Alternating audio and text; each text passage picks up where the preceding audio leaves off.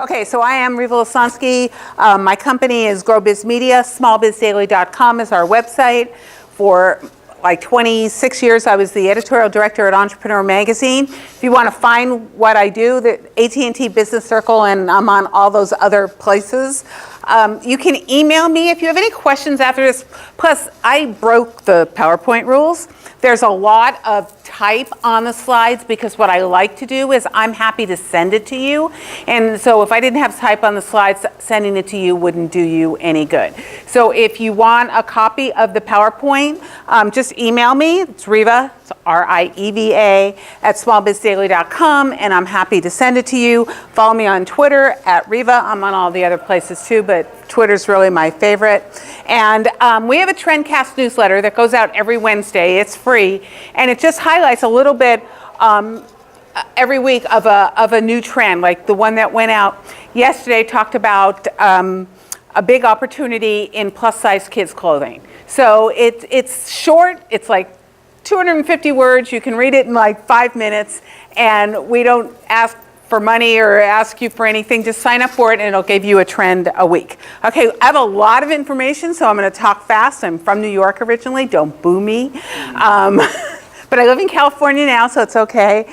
So I'm going to talk fast, but please interrupt me at any time. If you have a question on anything that we're talking about here, let me know.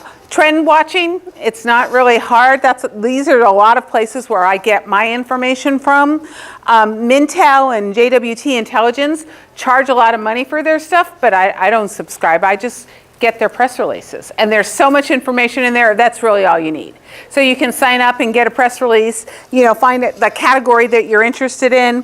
Inc., Fast Company, and Business Week are the 3 magazines that I turn to all the time for data. Local newspapers, you cannot beat a local newspaper for trends in your town. More nationwide trends, you might want to look at the New York Times. And like I said, Trendcast. Okay, we're going to jump in because I have a lot to say. Demographic marketing. All that is marketing the right products or the right services, what you do to the right people.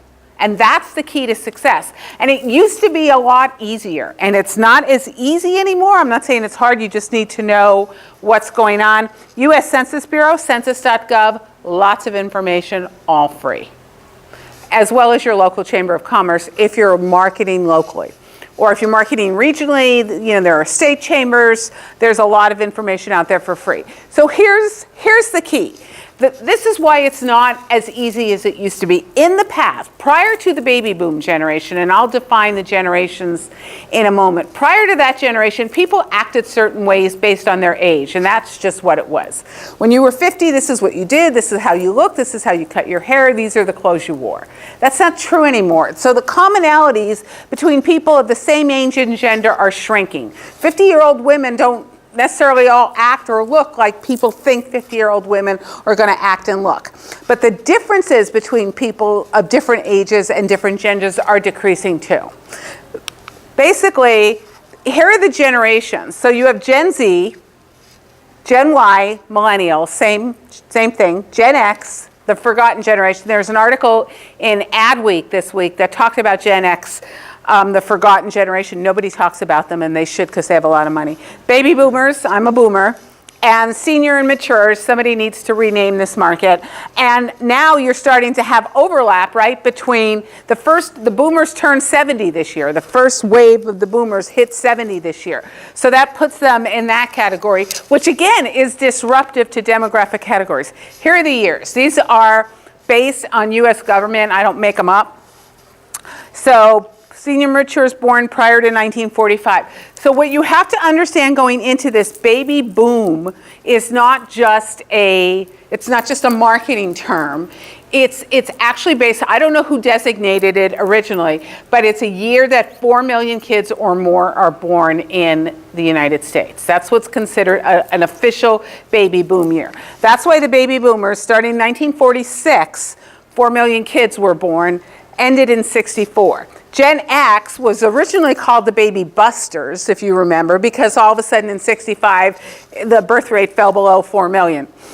So that lasted till 81. Then the millennials, just because They're called millennials. That's what Gen Y. Now, in that group there, 4 million kids were not really born until 1990. Started inching up in 87. We were at 3.8, 3.9. 90, we hit 4 million. And we're very close to it. This last year, I think you'll see it's 3.9. We're going to hit 4 million again. We have, since 87, really, we've been at 3.8 or above. 2007, I think, or 2009, most kids ever born in this country were born. Gen Z are the kids. I don't know what they're going to do. I don't know why they started with X.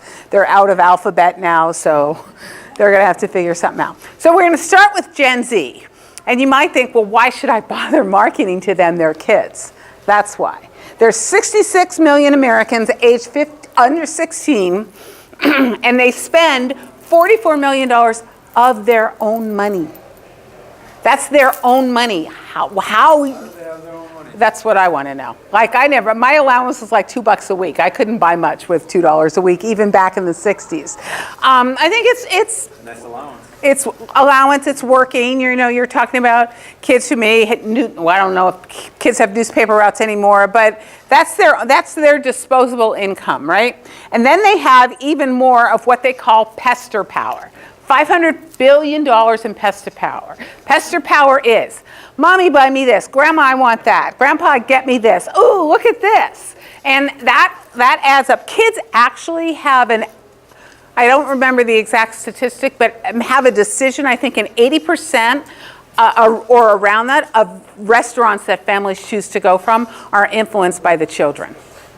And so you might think, oh, it's a restaurant. The kid's not going to decide. The kids do decide, which is why most restaurants now do the crayons and the thing to keep the kid occupied while they're waiting for their meal. And that's a smart thing because the kids are going to go, I don't want to come here anymore, and the parents aren't going to go there.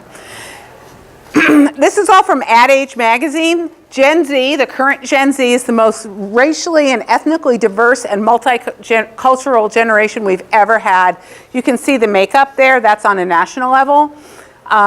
So you have to be inclusive. Well, depending, if you're marketing locally, you want to market to your local market.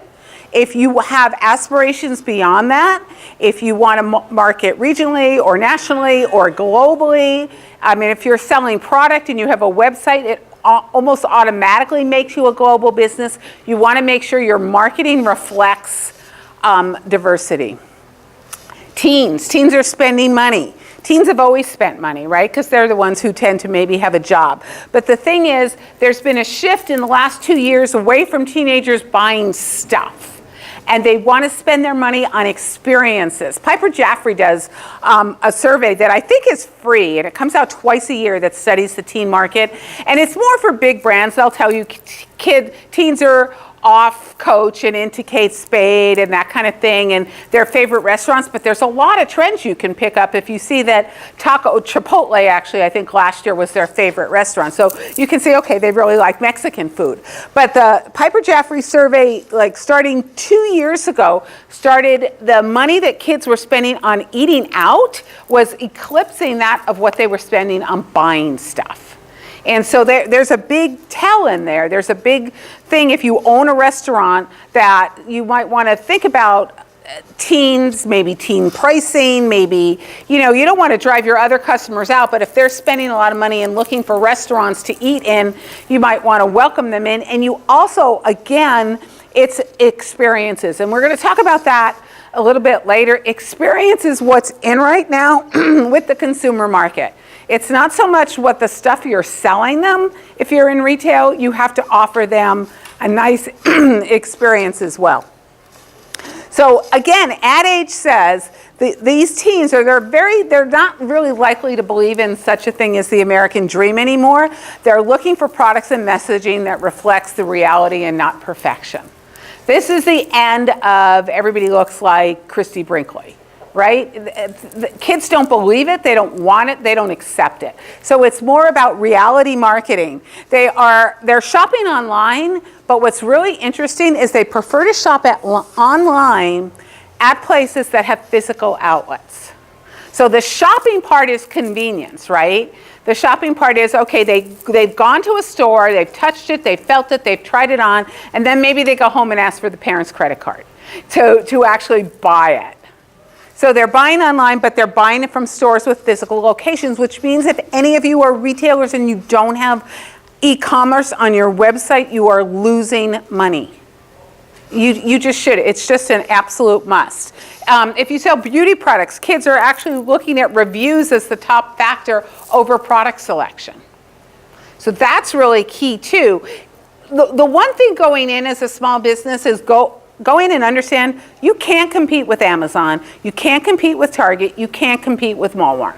You're never going to be able to compete on breadth of products or on price. So you have to not try. What you can compete on is understanding what your market wants, curating products around what that market wants, and for beauty products, and I'm sure for a lot more, getting reviews that people are saying, wow, this is really great. So people know when they come to your site and buy something, they're buying products that everybody loves and that they're not going to be disappointed with. Because the advantages of buying from places like Amazon or, Target the store or Amazon the website is you can buy and you can return, and it's no hassle.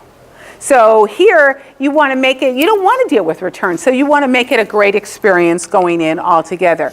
Ad Age says, it's shocking how few retailers are reaching out to Gen Z. There's a lot of money being left on the table.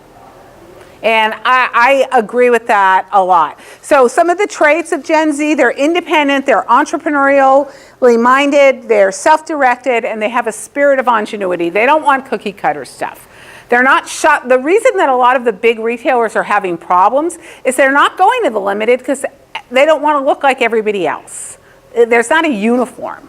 They want to show their own ingenuity and individuality. Can I ask a quick question? Absolutely. How is entrepreneurship measured for people in Gen Z who are all 15 or younger? Not in terms of starting a business, but in terms of thinking outside the box. They're entrepreneurially minded. It's not the cookie cutter experience. It doesn't have to be done the way it's always been done. This generation seems to have been born with that concept. They are, where for us, oh, look, here's a phone that does all this stuff, where, oh, look, here's a phone that's more powerful than computers were 10 years ago. That generation, they just expect this stuff. They expect innovation all the time because that's what they've seen over their lifetime. Yes? Does that generation use a lot of services or all just products? So the Gen Z, in terms of services, the services they use tend to be personal services, like hair salons, manicures, that kind of thing. They have no need for financial services. The one thing that's rising, starting at that 16 age, but so, every year, the age for Gen Z, next year it's going to be 0 to 17, right? Because they haven't defined a generation. Generations used to run in terms of 20 years or so. As they approach college, one of the fastest growing opportunities I've seen is college consulting, whether helping parents and teens figure out what college to go to, figure out what scholarships are available. That's a huge opportunity that a woman I know in Southern California is doing incredibly well with, is because there's a lot of hidden money out there and people don't have time or know where to search. So there's that. So most of the services are personal services, not general ones.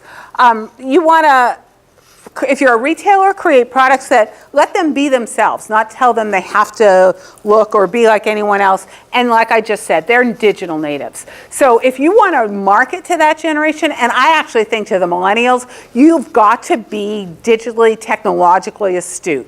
You've got to have the newest phones. You've got to have tablets. You've got to use that stuff in your business. I was just at a Microsoft conference yesterday and the day before, for the last 3 days actually, and the technology that's available, that's affordable for you to put in stores and restaurants, it's amazing. There's also a study. Does anybody here own a restaurant? Okay, so then we won't talk about it. Never mind. Okay, Gen X. So So this is what I'm saying. Gen X, they were originally called slackers based on some movies in the 90s. They are currently between 36 and 51. They are 25% of the US population because they're the smallest generation other than maybe seniors around. Yet they have 29% of the net worth of the country and 31% of the total income because they are currently in their prime earning years, right? They're making the money. They're the parents. Who spends more money than parents? Nobody. So this generation, nobody markets them. Like I said, you should look at this article, Ad Age, and if you on Adweek. I know they interviewed me for it. If you want to get a copy of that, just email me, and I'm happy to send you the link to that. It's crazy because this generation, they're happy. When people are happy, they spend. They're confident they're going to be better off financially. So they're not negative. They're optimists. They know that they have money. They're making money. There's going to be more money. So they're not like pocketing it away all the time. They do have some concerns. You can see their concerns. And the one that's really going to affect most entrepreneurs is they're concerned about their health. So they're spending money right now on travel, luxury products. They're really into fine wine and craft and premium beer. They are saving money for their kids' college education, and they're also very interested in starting a business. So if there's anybody here who does services that would help business owners, like you're an accountant or a marketer or a graphic designer, this generation, these are the times that they're thinking about, I'm going to start a business. Now that goes from the people in their 30s to what the SBA calls encore entrepreneurs, people in their 50s who are done with their corporate career and decided, I'm going to start a business now. How to sell to Gen X. So you want to appeal to their desire to provide for their families, right? That's what I said. They're parents now. Millennials are starting to have kids. Gen X has most of them. So you want to pitch them products and services that are going to help them provide for their family, help them take care of their family, or that there's some item that you want them to buy that is going to be sort of something they can hand down to their kids. Health is what I said. They're really into health. So healthy food, supplements, exercise equipment, apparel, weight loss products, and fitness classes. So when it says apparel, I have to share this stat with you. One of the fastest growing industries is what they call in retail is called athleisure. So it stands for athletic and leisure. And it's growing faster than people who are actually participating in sports. 2 years ago, yoga wear grew like 5 times more than people who actually take yoga classes. So everybody is buying yoga clothes, but they're not buying it to go to yoga classes in. So that's really a huge opportunity there. Basically what that says is comfortable clothing that looks pretty, that's, it's not gray yoga pants. It's kind of fun stuff. Big opportunity there. And their desire to play it safe because they are parents, right? So while they're interested in starting a business, they're not going to they're not like in that 20s mindset of, well, if I lose money, who cares? I have plenty of time to make it up. Because they own a home and they're worried about getting their kids through college. And so it's protection services. If anybody here sells insurance, that's the generation you want to target. Boomers and seniors. The boomers, it used to be all about the boomers, and the other generations are spending more right now.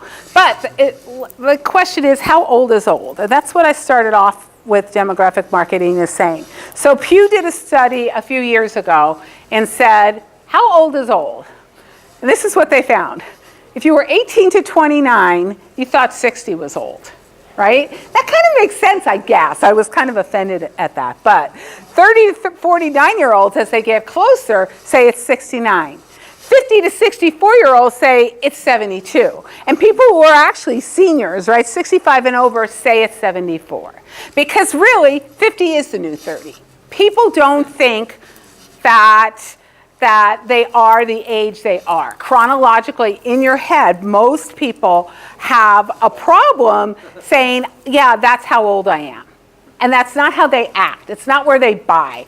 When the Limited Corporation introduced Old Navy, they thought it was going to be a store for kids, right? It was mostly for what we now say is Gen Z and maybe some of the millennials. Well, they were pre-millennial. But now everybody shops in Old Navy. And Old Navy, this jacket's from Old Navy. It was 20 bucks.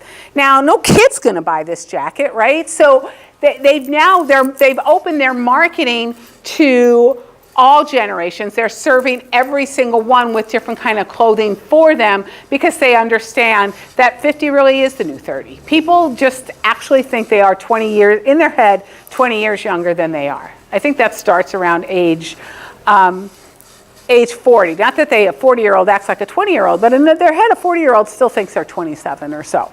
So we're going to talk about boomer and senior needs in general, housing. So here's the new thing, especially here in Boston, right?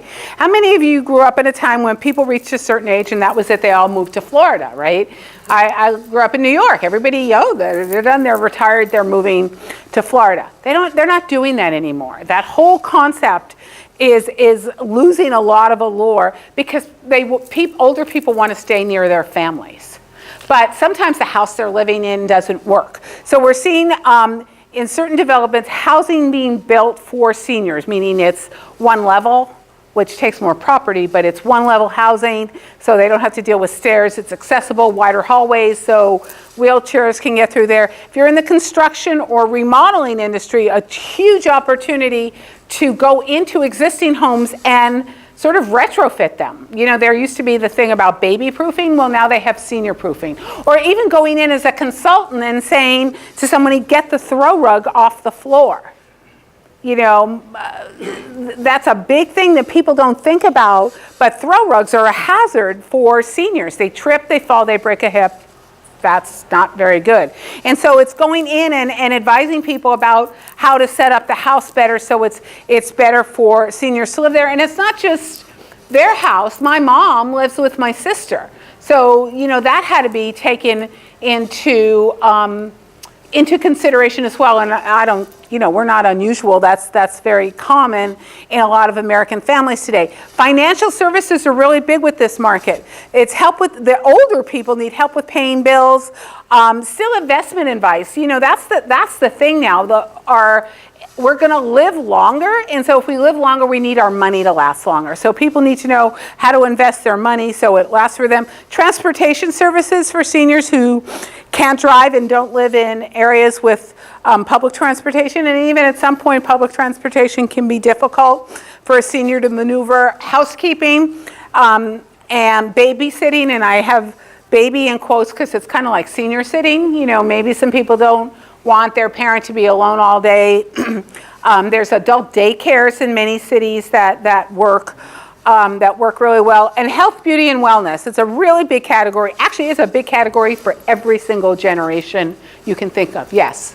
Does before the baby boomers or the seniors get to an age where they're really, you know, wheelchair bound or things like that, like before that, maybe 65, in the 70s, when they're still very active, are they very receptive for like in-home services for health and wellness, or are they still, do they feel guilty about taking care of themselves because they're at that generation where, you know, you're so selfish if you take care of yourself? Yeah. Beyond that. The rule that people are finding is most productive to market to people who need that is not to market to the seniors themselves, but to market to the children of the seniors. That's the way to go. So really, if you're talking about a senior, you don't want to market to that senior. You want to market to either the Gen X or baby boomer son or daughter. Mostly daughters are the ones who actually are the ones most receptive to those messages. So that's where you go. Yes. Can you repeat the question? Okay. I'm sorry. The question was, are seniors receptive to being marketed to for in-home services? And so, as I said, really, you want to market to their children. They're the ones who are most receptive, and much more. You know, the senior might go, I don't need that. I don't want to waste the money. I don't want to do that. There's a whole lot of that going on in that generation, which is why you want to market to the kid, because the kid, you're making their life more convenient. Sort of the overarching rule in America today, if you want to sell something, whether it's a product or service, is sell it in the way that it tells somebody, I'm going to make your life easier. Because that's what no American has enough time to do what they need to do. So it's a matter of anything that makes it easier, enables me to be more productive, that makes my life more efficient, or does something more convenient, that's how you want to sell. Hot demo, men. Men are hot. And I don't mean that, don't take that. More men are shopping for all kinds of products, including food. Grocery chains have traditionally only marketed to women. It's done, it's over. Men, my husband does all the food shopping. If I say I want to go get something, he says, just tell me what you want, I'll get it, because he doesn't trust me in the store. But men have a different style of shopping. It's called search and retrieve. They're not wandering. They're going in for what they want and they're leaving. So if you want to sell them something else, you need to put it front and center in front of their faces, or they will never see it. That's why I'm not allowed to go to the store, because I wander the aisles, like, oh, look at this, it's new, it's cool, it goes in the cart. Lack of planning. So they're not planning, but it doesn't mean they don't care. You have to think about men in product design, in merchandising, and in other marketing efforts. You can't just market to women anymore. And men are overwhelmingly concerned with convenience. So you can meet the yummies. The yummies are young urban males. So you remember when Sex and the City was all the hit and everybody was talking about, ooh, it's metrosexual. Well, the metrosexual has come to life and we call them yummies. And part of it is because these yummies, these young urban males, have more money because they're waiting longer to get married. And we'll address that in a little bit. Meaning they have more money to spend and they're spending it on themselves. They're really into fancy stuff. They want to buy the fancy watch or the fancy clothes or the brand just to sort of say, as a status symbol, to say they're trying to prove themselves. Look, I've arrived. I'm cool. Look what I can afford to wear. And yummies, mobile marketing. I mean, everybody mobile marketing. If you are not marketing mobily, you are going to be left behind really, really quickly.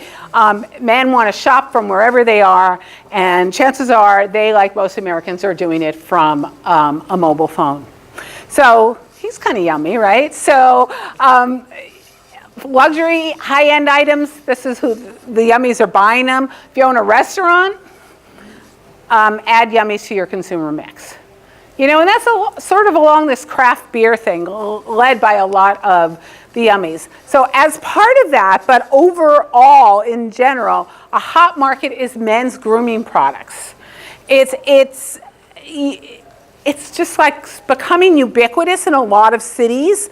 Men are perceiving that they have to look good. It's not just a whim, but look at the numbers there. Last year, $5.5 billion was spent on men's grooming products.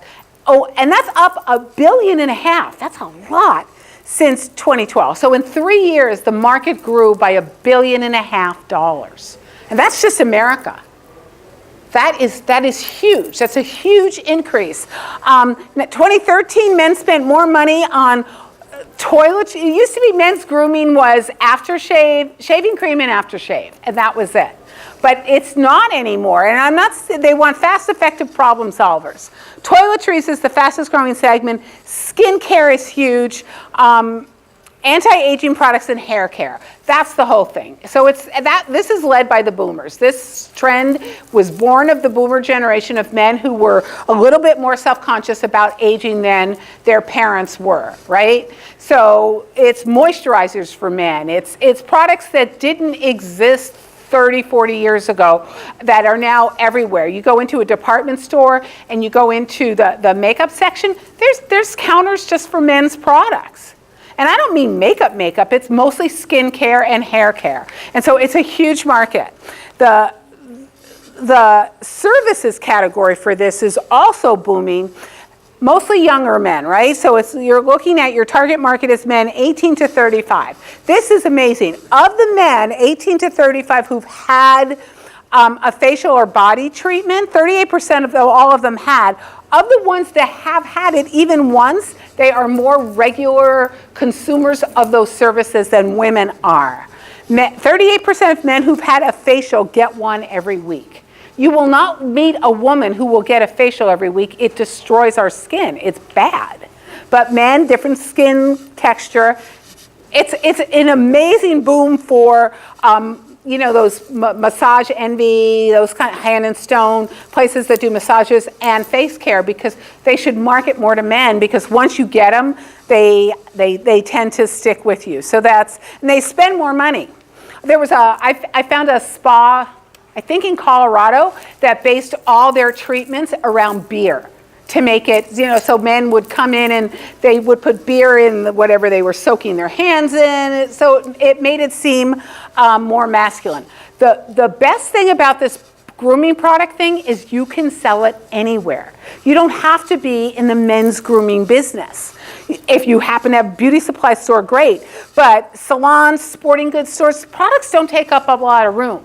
So if you have any store, that's what you have to think these days. It's not about what you're selling, it's about who you're selling to and how you can sell more stuff to them. So I grew up, my dad had a men's clothing store, small one in Queens, New York.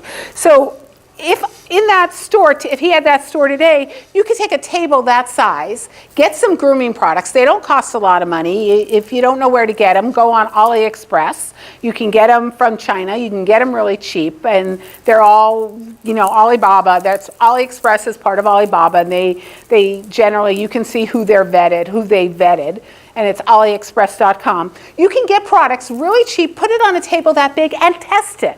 That won't take away from what you're selling, and it could be an add-on product. And you could do that anywhere men shop. It makes sense. You don't have to be, and that way you've expanded your selling market. You can sell more stuff to the same customer. That's the cheapest way to make more money, right? You're not even finding new customers. Your customers in the store, they want that, they're going to buy it. Gyms, clothing stores, like I said. Okay, millennials. This is Gen Y. This is what they're worthy of their own thing later on, because right now they're the largest generation ever, 83 million. Today they're ages 16 to 34. Over 44% are part of a minority group. So part of this the things that we see from money that we can make from millennials is the wedding business is going to boom. It's going to boom. Part of it is, as like I said earlier, men and women are getting married later. So in the 50s, women got married at the average age of 20, men 23. In 2014, which is the last year we have stats for, women it was 27, men were 29. But I'll tell you, this is kind of inching up a year of age every year for the last probably 4 years. 77% of these people are living together before they get married. But people getting married today are more educated, they're employed, and they have an average household income of $93,000. That's a lot of money for a young couple planning a wedding. So there's money to be spent at that wedding. A lot of them are paying for weddings themselves. The average wedding, this is all courtesy of theknot.com. They put out a great survey every year, is a little over $25,000. But remember, here in Boston, it's probably in any urban market, it's going to be more than in a rural market. Gay marriage. We're not making a political statement, though Massachusetts did lead the way. Gay couples spend more money on weddings than straight couples. A lot more money in terms of average spend. Also, this is according to The Knot. So the must-have and if you're sitting here thinking, I'm not in the wedding business, wait for the next slide. So if you are going to target this market, and it's a burgeoning market because remember what I said way earlier, the birth rate started climbing in 1987, 1988. 1988, people born in 88 are 28 this year. So we're getting into all these, the return of that boom, that second echo boom they originally called it, they're starting to come into their marriage years. And that's why the marriage rate is going to climb, because we just have 4 million kids turning that age of marriage, average age of marriage every year, and it's basically the last 87 to last year. They're very mobile friendly. They demand that companies they do business with have mobile-friendly websites. You just have to do it. 61% of them, this is for their wedding planning activities, use cell phones for that, and 93% use online resources. That's when I said, if you think you're not in, if you think you're not in the wedding business, you are. Wedding businesses there are wedding businesses, and then there are businesses that are always involved in weddings. Bakeries, travel agencies, restaurants, makeup people, hair salons, spas, retailers, jewelry. The wedding business really touches, this is only a few of them. The wedding business touches so many industries. Yes? Please don't take this the wrong way. I'm just asking, do gay couples like to only deal with owners for their wedding that are of businesses that are gay? Okay, so she asked if gay couples only like to deal with businesses that are gay. So I'm going to answer, I've not seen any stats on this, and I would say in regular urban markets, no, they want the best, and they're going to go get the best, and they don't care. If you're going to live in a state like Mississippi or something where they just passed those laws, I would say if I were gay in Mississippi, I would definitely do that, because I don't need the hassle of going in somewhere and someone deciding that my life choices are not what they're going to bake a cake for, or wherever that original case was. But in general, no. They're willing to spend. I think people tend to, in the wedding industry, they tend to base a lot of their business based on referrals. So you want to make sure, you want to incentivize, especially because when you think about it, it's a cluster. If a 29-year-old woman walks in there and she's getting married into your flower shop, right? Chances are she's got a lot of friends who are getting married too, because this is what people do at 29. So this is one of the industries that is most responsive to referral marketing. So you want to incentivize your current client that you have sitting in front of you to bring their friends in. It's really important that you do that.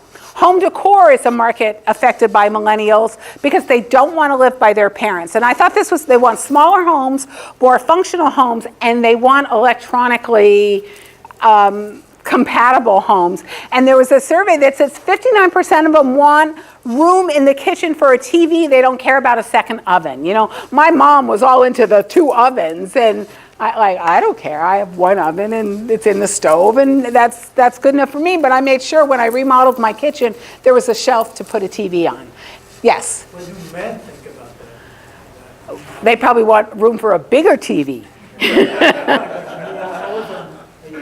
I had read something about the trend for men was to get bigger stuff and better stuff, better. Yes, well, I didn't address it here, but the home appliance industry is going very upscale. People are willing to spend more on appliances, partly because they look cool, and now there's a whole new thing. They've introduced a stainless steel that is sort of like a black stainless steel, which is appealing exactly to the male market. It's very sleek and sexy looking, and then there's a new white, because they have to introduce new trends every year, or people aren't going to get rid of what they have unless they break. And so you have to, again, look at, if you're in a market with a lot of young men buying houses on their own, you're right, you have to worry about that kind of thing. If you're selling your home, it's even, where they tell you to stage your home for sale. You want to make sure that you're appealing to the market. Technological innovation, homes have to be wired for technology. They want smart automation like the thermostats. Babies, aren't they cute? Here's the deal, I said, we're inching up. If you round that off, that's 4, right? We're not even stretching the math. 3.985 million babies were born in 2014. We'll know how many were born in 2015. In July is when they usually release that, because it's the echo boom. It's what I said. We're going to hit that 4 million mark, and that's going to cause people to spend money on babies. That's just what, babies cost money. That's just the whole deal. So it's going to rise. 4 million women in their 30s and 40s are having babies rather than when they were 20. And the thing is that parents in their 30s, 40s have more money to spend on those babies, and they're spending it. Clothing, furniture, food, decor, and more. Baby booms equals business booms, and that boom is going to start now, and it's going to last for at least 23 years. I don't see how it ever goes below that, because we have bigger generations that are reproducing. And so if 4 million people are going to have babies, then that's going to happen, and those 4 million have babies, and it just goes on and on and on. I don't think we'll ever have a buster year again. So here's what people are spending their money on. Pets. 80 million households in America own a pet. People spend $61 billion. There was a phrase, I wrote about it last year in our Trendcast newsletter. It's called pet parents. Pet owners are thinking these pets as their kids. So you can see the breakdown in the thing, but this is, if you have stuff you want to sell, pet stuff, your target markets are Gen X and millennials. Even though they say seniors, it's good to have a pet, this is your 71% of Gen X and 65% of millennials own a pet. That's an extraordinary number. And because it's like pets as people and pet parents, they're buying stuff for their pet that is absolutely not proven to have any effect at all, but they're doing it. Like glucosamine, omega-3, energy bars, gluten-free. We have no evidence that gluten bothers a dog. But they're doing it. They're designer pet supplies. I met a man 2 years ago at a conference from a software company. He sold pet couches. These were so cute. They were beautifully designed. And he's in North Carolina, and he just designs couches and chairs for dogs. And he was doing really, really well. The market is so booming that a lot of VCs and angels are interested in it. There's some stat about how many people actually buy Halloween costumes for their dogs. So pet treats are a really big thing. A couple years ago, there was a problem with some pet treats imported from China. So people are looking for American-made products there. You can see the numbers. I'm not telling you to start a pet food company. If you have a lot of money, you probably could. Cat treats, you can see the difference. Even though there are more cats in America than dogs, dogs get a whole lot more treats than cats. This is astounding to me, okay? 64% of people buy holiday gifts for their pets, and 45% buy birthday presents. Millennials are really into this. So again, if that's where your market is, if you live in that area, think about that. Think about adding a sign in your pet store or on your website if you sell pet food that says, hey, it's, Rover's birthday's coming up, and pull that out, pull a cat. Online, it's so easy to create a new category, like birthday ideas for your dog, and just put them in a new tab. It can be the same stuff you have over in another tab, but that's what people are looking for. You want to make it easy for them to find. Pet grooming, huge category, very dominated by entrepreneurs. There, $11 million was spent on pet brushes alone last year. Retail, I know we're good. Retail sales, the National Retail Federation projects retail sales this year to be up 3.1%. That's higher than the 10-year average of 2.7%. Last year, we did not hit their initial number because, and nobody knows this better than you guys, because of the winter weather last year. Remember that snowstorm you had? I bet. How could you forget it? That deflated a lot of retail sales, just a ton of them. So we seem to not have any of that this year. Non-store sales are going to grow between 6 and 9%. That means online. Consumers in the driver's seat, though, because consumers have much more choices today. And that's where it's harder for the retailer. Households are now spending more on services than on goods, right? So they're keeping their stuff longer, and they're buying into services. E-commerce, online. Anybody who has a retail store, you have to have a website. It's no longer negotiable. It's not a question. You have to have a website. You have to sell stuff from your website. I would also add, if you are a service entrepreneur in certain services, you have to have a website. Everybody has to have a website. If somebody thinks they don't, come up afterwards, and I'll tell you why you do. But service providers can now, it's really smart to add retail products. If you're an accountant, why not sell QuickBooks? Why not sell, and then charge your client to show them how to use it, right? Why not? What? It's money that you can put in your pocket. 48% of free shipping is the number one factor that moves people to make an online purchase. And I am amazed how many people don't understand this. 48% of consumers will actually spend more money to hit a free shipping minimum. So what you do is you look at your average online sales. And if your average online sale, let's say, is $25, that's what people are on average buying from you, set your free shipping minimum at $35. Because that's cheap enough that people will go, because shipping's going to cost $7, so they'll go, wait, I'm going to go shop for something else so I don't have to pay shipping. So don't set it exorbitant. Don't make free shipping minimum $100 unless your average sale is in that territory. Set it around $10 more than your average sale. Make sure you have products that are in that price range between $10 and $25 so people can add that to their cart. They won't pay shipping and they'll feel better about the transaction. So you don't have, free shipping does not mean if I order $4.95 from you, you're going to pay for the shipping. I don't think you should have to do that. I think Nordstrom should have to do that. They have the money to do it. I don't think small businesses should have to do it. So just be really strategic about that and market the heck out of free shipping, $35 minimum, or whatever that is on your site.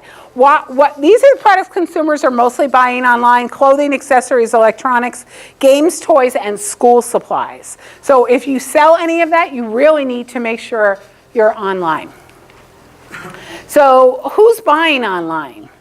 This was a stunning statistic when I found this. Right now it's Gen X because they're the parents. 69% of all adults shop online at least once a month, and 33% shop weekly, right? So look at that, right? That's monthly. Weekly, if you have one child, 40% of people shop online every week. 2 kids, 56% shop online every week. 3 kids and more, 66% shop online every week. That is a huge market. Huge. It's partly that's convenience, partly that's choice, what they can shop faster. So that's really only 23% of consumers who don't have kids shop online every week. It's just like, here they are. And so we have Gen X and we have millennials who are starting to have kids now, the older edge of the millennials. So that's really, if you have online, if you're selling stuff online, you really want to make sure you're appealing to those people. If you're trying to reach millennials, market to them, I kind of threw this in from a different presentation I give, email marketing. 40% of millennials prefer email over social media and text marketing. Right now, it's still email marketing is key. They call this shopping as an experience, or they call it shopping as a third space. And you are now competing with Amazon. I don't care what it is that you sell. Your biggest competitor on earth, if you sell retail products, is Amazon. So why should I come into your store rather than sit down at my computer and order something from Amazon? And it's because you're going to do it. You're going to make me feel welcome. You're going to do something. You have to have a loyalty program. There's a lot of apps out there. Belly is one of them, belly.com, I think, that helps you easily create a loyalty program for your customers. That is key because if you're going to reward them for their shopping, they're going to shop with you more often. You can see this it's a very Zen-like space, but it's a place to sit down. If you have a clothing store or something, provide chairs for people to sit while they're waiting for people to try stuff on. You might serve water, or some places have cookies or whatever that suits your demographic. If you have a lot of kids in there, you don't want to be serving cookies for them to touch the clothes. But still, it's about creating an experience at a store that says, we want you to come in here and shop with us. sensory stimulation, education, entertainment. It's all about telling your consumers a little bit more.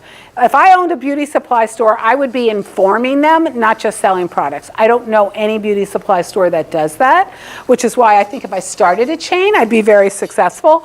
But I think that really, people want to know more. They want to know what's best, what's cool, what works best with what. And if you can educate them on that, you're going to create loyal customers. You have to give them a reason to come in. Omnichannel. Omnichannel is simply a phrase for that people can buy from you in a store or online. It's one channel. Omnichannel is growing. People want to buy online and return in store. It's much more convenient for them. They also want to be able to shop in store and buy online for what I said before. They want to touch it, feel it, go home, think about it, and buy. So if you have a retail store, you want to give them both. As I said before, don't try to compete on price. Retail, m-commerce. We're back to the phone now, right? These are sales from mobile devices, America only. 104 billion in 2015, up 39% from 2014. $75 billion more was spent from people on phones ordering merchandise. Again, your site has to be optimized for mobile. It has to be. There's some other stat. If people go to your site on their phone, and most people are going to sites on their phone, and you are not mobile friendly, 33% of them will never come back to your site again. They remember, they don't go there. Another 35% will go to a competitor site. So it's really important. Did you have a question? Yeah, I'm sorry, I didn't catch that. Is 75 billion in 75 billion in 2014. that much? Okay. Yeah, and then 104 billion in 2015. Projections are off the wall. There's just a ton of them. You can see 59% of people use smartphones to do their research before they'll buy. So even coming into your store, they're looking at stuff online, which is why your site has to be mobile friendly. 80% of consumers who were surveyed said that if you sent them mobile coupons and mobile offers, they would think even more highly of retailers who do that. So it's really important to do that. Last category, food, because we're Americans, we like to eat, and yet counterintuitively, diets are hot. So 33% of consumers in America are dieting at any given moment. But those are those diets.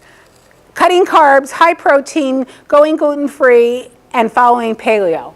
All of those things are the same diet. They're all cutting carbs. Every single one of those, the most popular diets are people are eating less carbs and more protein. So none of you own restaurants, right? We already determined that. So we won't go fast, but none of you own restaurants? Oh, you do? Not a restaurant, catering. Okay, catering. Okay, so we will. Less bread is being eaten, less pasta is being eaten. Italian restaurants and noodle restaurants are being adversely affected here because people aren't going there. So if you're in that, you want to offer, I'm not telling you to close your Italian restaurant, just make sure there's a lot of non-pasta choices available on the menu. Steak chains are performing above the restaurant industry in general, and it's about giving people choices. And that's really what it is for everything. People want choices. So in the restaurant business or the catering business, you want to offer more choices of proteins and more dessert options because, you kind of want to be able to indulge, but you want something that's going to fit your diet. Allow substitutions on side orders.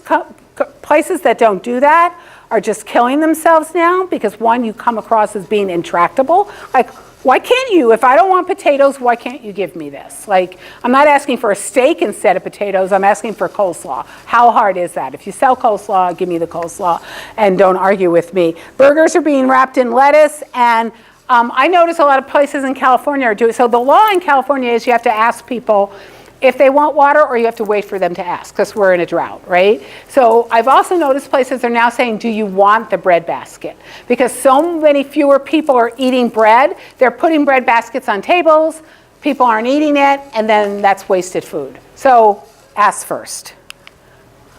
Craft beer, huge, just enormous, right?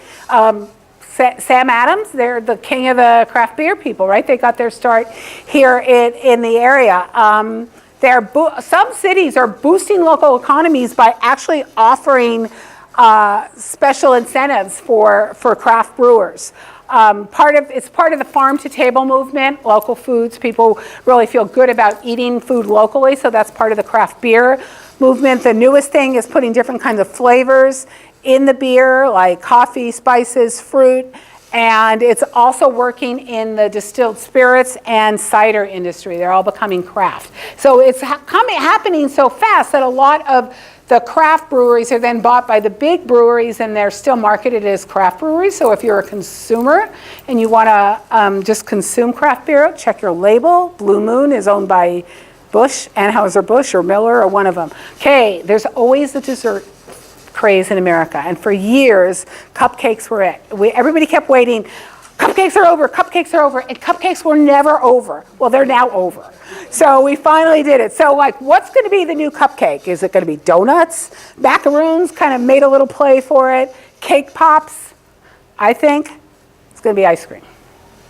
Again, it's not new. Sometimes the thing about things, it's not new, it's repackaging, redelivering. Domino's Pizza, billions of dollars just because they made a marketing guarantee. So it's just how you package what you're selling. Americans eat 1.5 billion gallons of ice cream, $14 billion in sales on ice cream alone. But, so here's what's rocking Southern California. We often lead trends. See those ice cream sandwiches? They're fancy. They're made on cookies. And so you can sell, the thing about ice cream is you can sell it from a storefront, a kiosk, a truck. There's at least 2 ice cream chains in New York City that I know about that started as a truck. They just started as a food truck selling ice cream, and now they have chains of stores all over the New York metropolitan area. Really big in college towns. Franchise or independent. There's a lot of franchises that are doing this. The one thing you have to understand about food trends is they're never really a trend, they're a fad. They come in, they go out. They come in, they go out. And you, just like people kept saying cupcakes are dead, basically 5 years, Newsweek actually said cupcakes are dead about 7 years before, Newsweek died before cupcakes did. I mean, it just, because they weren't. So it's not just about cookies, it's like, what can you sandwich the ice cream between? A friend of mine said, oh my God, you have to go over here because they're selling ice cream sandwiches on donuts. So I haven't gone because I know that would like be the death of me. So waffles, cinnamon rolls, Pop-Tarts. There's a store, an ice cream store near UCLA in Westwood that's been there for like 30 years. That's been doing this quietly for 30 years. And now, like I said, everybody's doing it. There's at least 4 places within 5 miles of my house. There's nitrogen ice cream. There's just all these trends in ice cream. I think you're good for 2 or 3 years here. We're done.